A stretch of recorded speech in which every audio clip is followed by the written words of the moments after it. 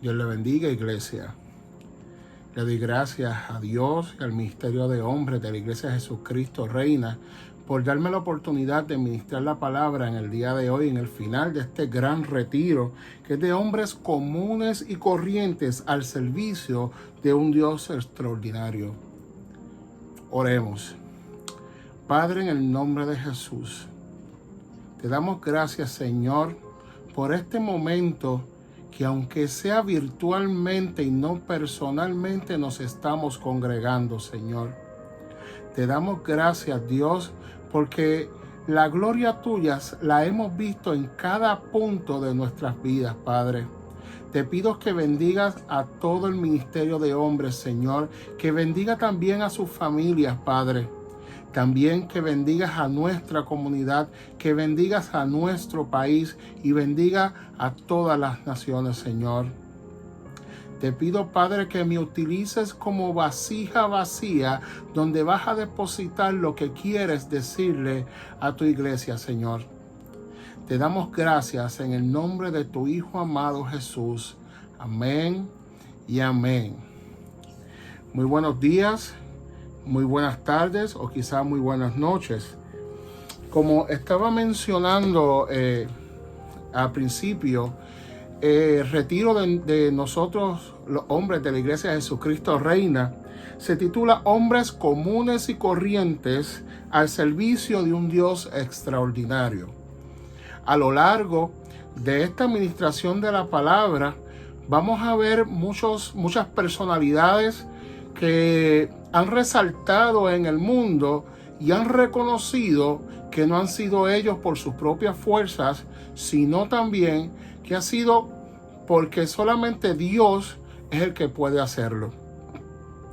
Hombres que a lo largo de la historia han resaltado en la ciencia, en la literatura, en la política, también en algún momento han resaltado en ambientes tan hostiles como la guerra. Mencionaremos unos cuantos de diferentes épocas. Podemos hablar de científicos, uno como Isaac Newton, que fue un descubridor, o sea, él descubrió la gravedad, o por lo menos la fórmula para uno identificar la gravedad. En la historia de Isaac Newton se habla de que él fue un gran apologista cristiano, un defensor de la fe cristiana. Era una persona muy controversial. Sin embargo, siempre reconoció que había algo por encima de él. Yo tengo un dicho que lo digo hace mucho tiempo, que las personas se engrandecen de aquí hacia arriba. Por ende, mientras más bajo tú estés, más cerca de los pies de Dios, más grande vas a ser. También podemos hablar sobre Francis Collins. Francis Collins es una persona muy interesante porque él fue ateo hasta los 27 años. Y uno dice, caramba, es un científico, un genetista famosísimo, todavía está vivo. Y fue ateo hasta los 27 años. Y uno puede pensar, ¿qué cambió en esa persona de no creer a ser creyente? Es una persona común y corriente como tú, como yo. Simplemente que estudió mucho, se resaltó en lo que estudió. Pero vamos a hablar un poquito de Francis Collins. Tengo aquí unas pequeñas notas sobre él. Dice, fue un famoso genetista que el presidente Obama lo consideró uno de los mejores científicos del mundo. Francis Collins considera que los milagros son una posibilidad real. Fue ateo hasta los 27 años. Descartó que la ciencia sirva para refutar la existencia de Dios. Él dice que la ciencia no puede hacer eso porque la misma está confinada a un mundo carnal. Él dice que en ningún momento ningún científico puede probar la existencia de Dios de una manera física porque la ciencia simplemente es mundana, está aquí. Y Dios es un Dios que es absoluto. Dios es un Dios espiritual que es todo para nosotros. También podemos hablar de Johannes Kepler. Fue un astrónomo matemático, considerado el fundador de la astronomía física, recordado por haber elaborado la descripción de las leyes del movimiento de los planetas en su órbita, creyente de la causalidad, reconociendo que Dios había diseñado el mundo con una armonía racional. Fue una persona que, a diferencia de muchos científicos de su época que descartaban la existencia de Dios, que descartaban el hecho de que Dios había diseñado a la tierra, había diseñado al hombre, una persona de tal calibre dice que Dios tuvo que haber diseñado el mundo porque la armonía es tal que simplemente es racional. Dios es un Dios grande, Dios es un Dios extraordinario, que utiliza hombres comunes y corrientes simplemente para manifestar su gloria. Eso es que estamos hablando de personas que son laicas, personas científicos, libres pensadores. Pero vamos a hablar de lo que son los personajes bíblicos. Y usted dice, pero los personajes bíblicos están en la Biblia. Son personajes que Dios utilizó, que todavía estamos hablando de ellos. Pero les quiero decir algo.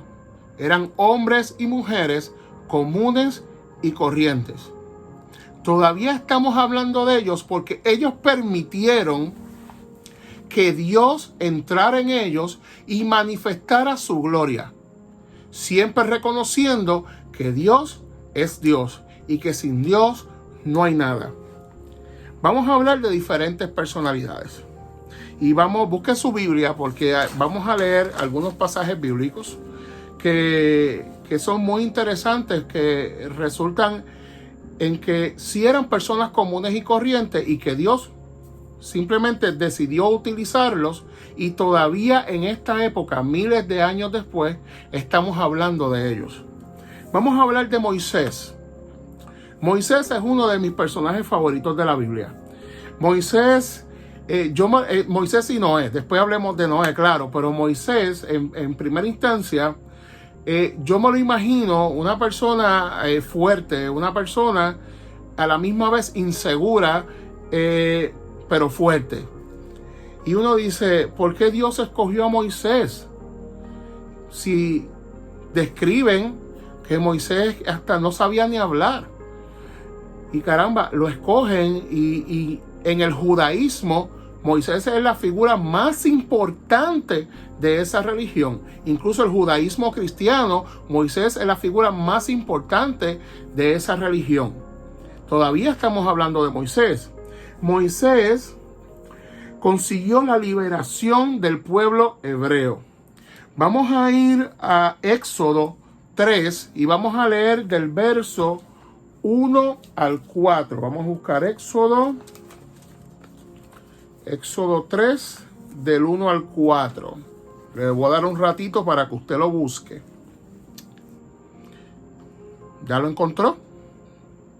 Vaya conmigo, vamos a tratar de leerlo juntos. Apacentando Moisés las ovejas de Jetro, su suegro, sacerdote de Madián, llevó las ovejas a través del desierto y llegó hasta Horeb, monte de Dios. Y se le apareció el ángel de Jehová en una llama de fuego en medio de una zarza.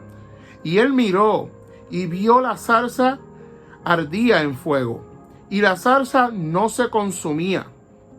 Entonces Moisés dijo, ¿iré yo ahora y veré esta grande visión? Porque causa la zarza que no se quema. Viendo Jehová que él iba a ver, lo llamó Dios en medio de la zarza y dijo, Moisés, Moisés. Y él respondió, heme aquí. Vamos a esa última frase de Moisés, heme aquí. Era un hombre que estaba pastoreando ovejas, un hombre que era conforme al corazón de Dios. Pero esa frase fue muy importante porque fue la frase significativa en la historia de Moisés. Heme aquí, una persona que estaba dispuesta a hacer la voluntad de Dios, que en ese momento él supo el propósito de Dios en su vida. Es la manera en que tú, hombre, que tú, mujer, que tú, joven, puedes identificar el propósito de Dios en su vida, es con esa última frase: heme aquí. Dios necesita hombres y mujeres dispuestos, que simplemente hagan el trabajo, que sean obedientes, que entiendan el absoluto de nuestro Dios. Heme aquí. Y Moisés, vuelvo y digo, era un hombre común y corriente. Moisés, según muchos estudiosos, era una persona que hasta cierto punto, en algún momento, se menospreció él mismo. Pero la gloria de Jehová es grande. Todavía estamos hablando de Moisés. Se ha hecho permanente el legado de Moisés. Muchas culturas que incluso no son cristianas, estamos hablando de las culturas árabes, reconocen a Moisés. Imagínate qué tan grande fue Dios en Moisés, cómo la gloria de Dios se manifestó en Moisés. Hablamos también de otra persona, de un personaje muy importante y muy interesante de la Biblia, y estamos hablando de Abraham. Abraham es considerado el padre de la fe judía. Hombre tan fiel que no dudó en sacrificar a su hijo para poderle probar a Dios que realmente él era fiel y leal. Eso es tener fe. Abraham, un hombre que, como Moisés me lo imagino, una persona grande con autoridad, pero humilde ante los ojos de Dios. Era un hombre que nunca dudó en ningún momento de su vida de que Dios era Dios. Estuviera presente y lo sintiera, o estuviera presente y no lo sintiera. Porque Dios está presente todo el tiempo. Pero muchas veces nosotros decimos: ¿dónde está Dios? Es que nosotros, los seres humanos, tenemos la tendencia de que cuando Dios está obrando, que está en silencio, decir que Dios se nos ha alejado. Eso pasó porque Moisés prematuramente tuvo un hijo con su sirvienta. Ese fue el momento en que Dios estaba en silencio, cuando Dios le había hecho una promesa. Se desesperó y simplemente decidió no esperar.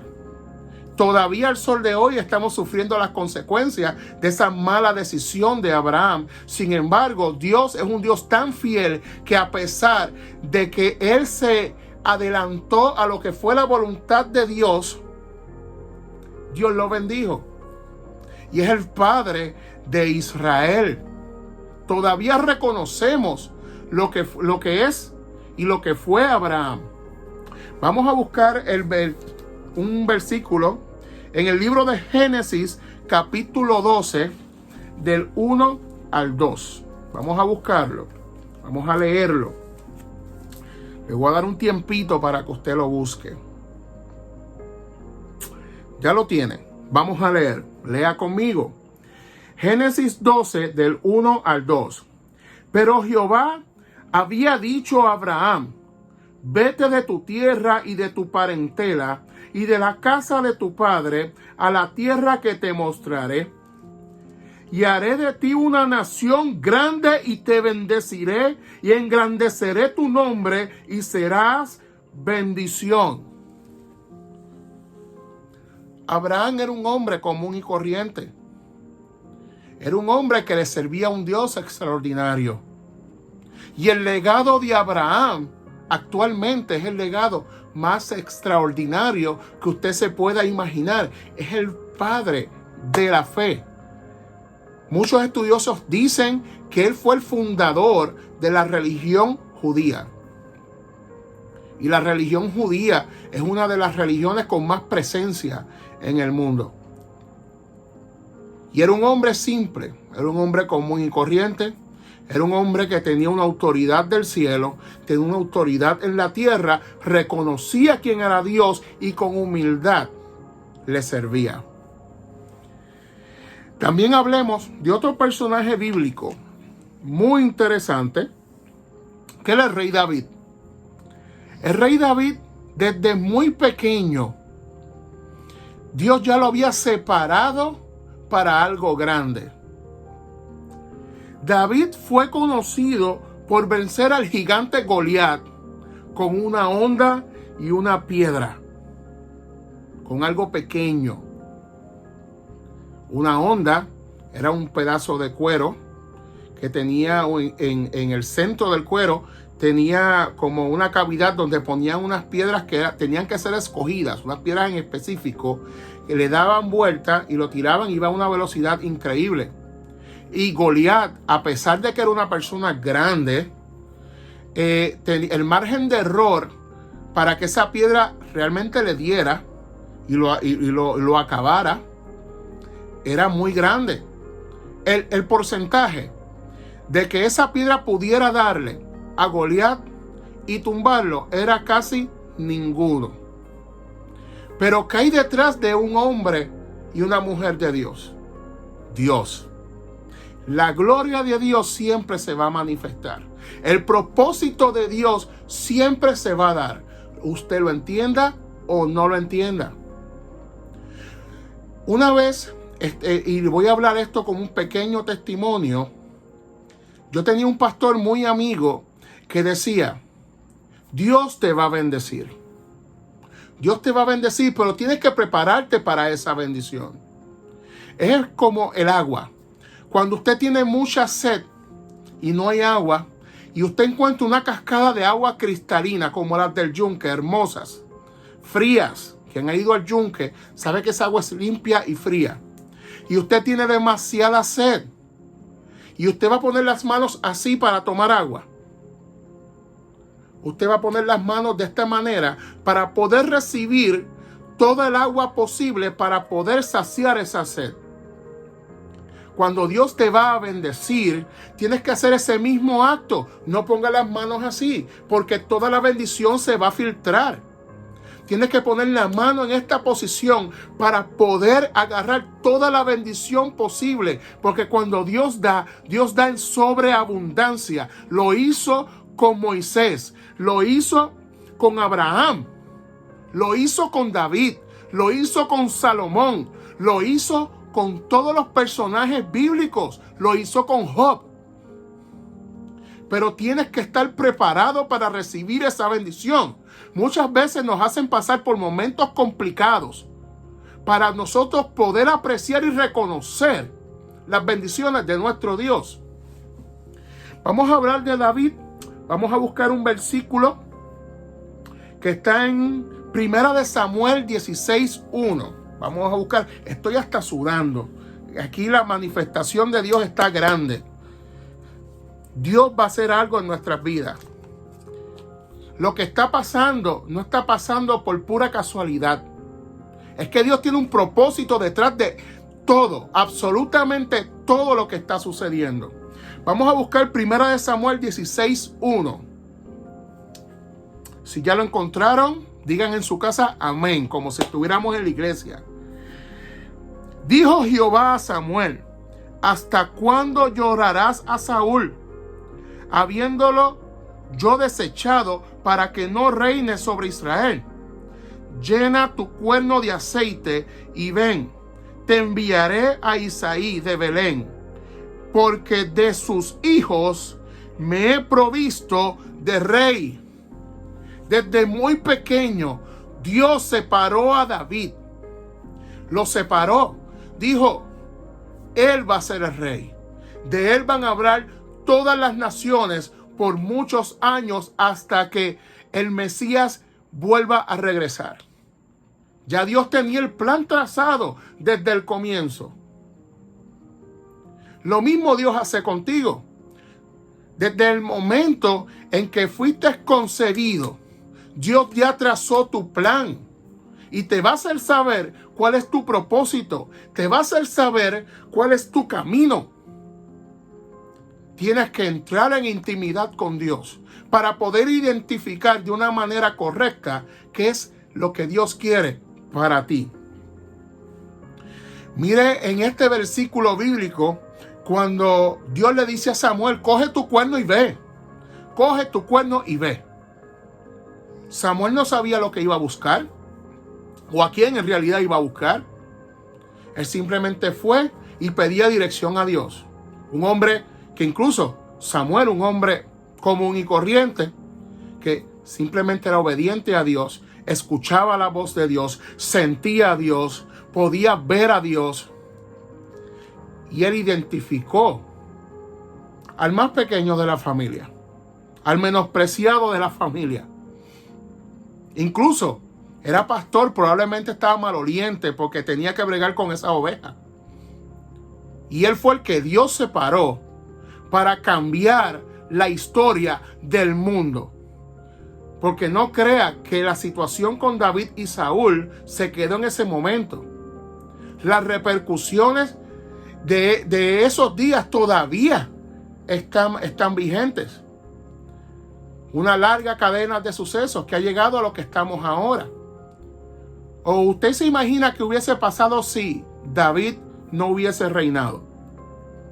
Un hombre común y corriente que decidió creerle al Señor. Pero no nos quedemos en el Antiguo Testamento. Vamos a hablar del Nuevo Testamento, que está repleto de hombres comunes y corrientes que decidieron simplemente seguir el camino del Señor. Vamos a hablar de uno de mis personajes del Nuevo Testamento favoritos. Una vez tuve la oportunidad de ministrarle a él y me edificó de tal manera que yo dije, gracias a Dios porque me llamo igual. Y estamos hablando de José, el esposo de María. Era un hombre humilde, de gran corazón, encargado de la crianza de nuestro Jesús. Dios los separó para que criara a la persona más importante, a quien Dios le encargó la salvación de toda la humanidad. Escogió a José. José tenía todas las de perder en una época hostil, en una época donde los errores se pagaban con la muerte. Errores tan pequeños se pagaban con la muerte. Vamos a hablar también de otro personaje de la Biblia que se llama Juan el Bautista.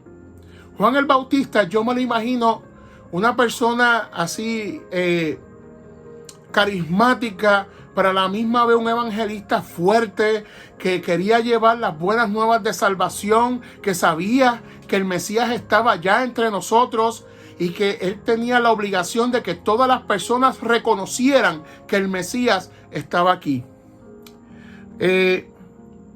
Juan el Bautista tenía una particularidad y es un personaje muy importante en la historia. Fue el que bautizó a Jesús. Y usted dice, wow, entonces Juan el Bautista era un hombre grande. Realmente era un hombre común y corriente que decidió creerle a Dios. Hermanos, Dios es un Dios de propósito. Dios no nos tiene pasando por situaciones simplemente porque Él quiere. Él te quiere bendecir en sobreabundancia. Dios cuando da de verdad, da grande. Dios no es un Dios pequeño. No encajones a Dios en algo pequeño. Dios es grande. Incluso muchas veces cuando veo la imagen o películas de la crucifixión, y por eso es que abrí las manos, entiendo a veces, o por lo menos yo analizo, que es como el símbolo de la grandeza de Dios y de todo lo que Dios tiene para nosotros. Cuando usted, por ejemplo, en estos momentos que quizás tiene un nieto, ¿verdad? Los que tienen nietos o que están trabajando fuera y no ven sus hijos, o que viven fuera y no ven a sus familiares, cuando usted ve a esa persona, usted abre y usted quiere abrazarla, pero hace este acto para abrazar. Porque lo que usted tiene para ofrecer a esa persona es grande. En conclusión, a lo largo de la historia bíblica, de la historia del mundo, han habido muchos personajes que han sido de grande influencia en la humanidad, que han reconocido que Dios y que sin Dios y que por Dios es todo. Le doy las gracias por la oportunidad nuevamente de dejar que ministre la palabra en un evento tan importante como el Retiro de los Hombres. Es algo que me disfruto un montón. Sé que va a ser de grande bendición para los hombres de la casa. Y si es de grande bendición para los hombres de la casa, va a ser de grande bendición para las mujeres de la casa. Va a ser de grande bendición para los jóvenes de la casa. Que todo es como una cadena. Estamos comenzando con el hombre. Y si el hombre es casado, bendice a su esposa, que es mujer de la casa. Y si tienen hijos, bendice a sus hijos, que son hijos de la casa. Y si son hijos que no están en la casa, yo estoy seguro que usted va a salir en este momento a clamar por cada uno de los niños y de los jóvenes para que regresen a los pies de Dios. Y vamos a aprovechar para hacer precisamente esa oración. Una oración que hágala de corazón. Vamos a orar para que precisamente los jóvenes de la casa, para que cualquier persona en su hogar que no esté sirviéndole al Señor en estos momentos, usted lo lleve a los pies de Dios, a los pies de Jesús. Vamos a orar. Padre, en el nombre de Jesús, estamos todos aquí en común acuerdo, Padre, porque tu palabra dice que donde hay dos o más reunidos en tu nombre, tú vas a estar ahí, Señor. Que descienda tu Espíritu Santo en este momento y que obre a favor de todas las familias que tienen un familiar que está apartado o que no le sirve al Señor. Dios, tú enviaste a su Hijo para que salvara a toda la humanidad, no a uno ni a dos, a toda la humanidad. Y nosotros tenemos la obligación de orar y clamar por cada una de esas personas que necesitan de Jesús. Queremos verlo. Queremos verlos en la eternidad. No queremos que se pierda ni uno, Padre. Que si uno se fue, que regrese, Señor. Y que regrese con fuerza, con ese primer amor para servirte a ti, para evangelizar, para llevar tu palabra a donde tenga que llegar, para que ayude a seguir trayendo personas a los pies de Cristo para que reciban el regalo de la salvación, Señor. Te pedimos, Señor, en este momento por todas las personas que están enfermas, todas las personas que tengan este virus que vino a cambiar al mundo, pero no cambió el corazón de los cristianos que estamos clamando y orando para que todo esto se vaya. Que sean mentiras del diablo, que las personas no se van a salvar y que las personas van a morir, porque con la oración se cambia el mundo. Te damos gracias, Padre.